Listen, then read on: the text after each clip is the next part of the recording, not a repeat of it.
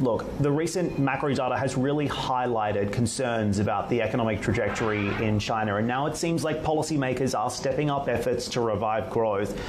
What do you make of this latest cut and this question of whether or not it will actually go far enough to firm up what Sam called earlier a crisis of confidence in China?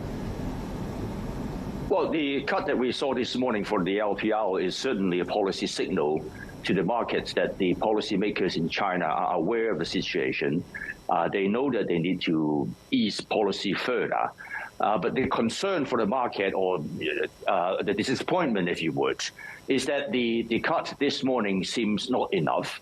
And when you look at the whole situation in China, indeed, I don't think the small interest rate cut like this morning, and also what we saw for the past few weeks, few months, would be enough to pull the economy out of the liquidity trap, as I call it, because right now China is facing a confidence crisis.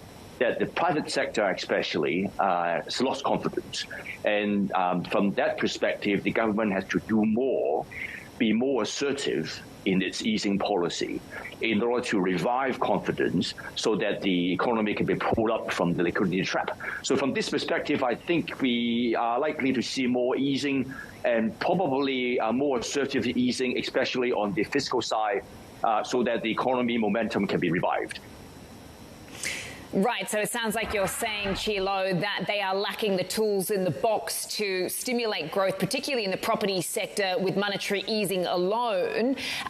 In terms of the consideration, though, is it NIMs, is it depreciation pressure on the Chinese currency, or is it basically just a non-willingness to borrow right now, or is it all three, a combination? Well, actually, I think it's more than that. It is not that the authorities in China do not have enough tools. They do have the tools.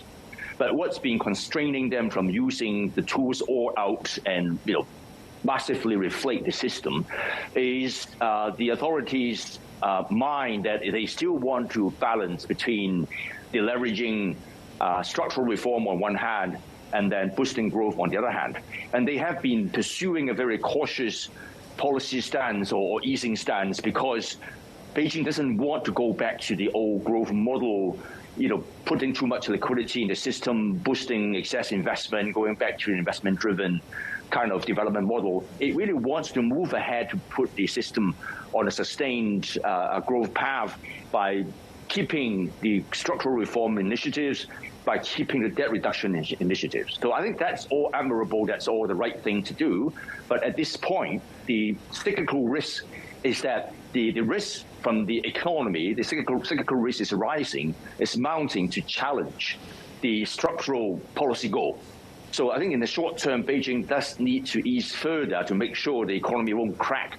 Otherwise, you can't really do any future structural reform.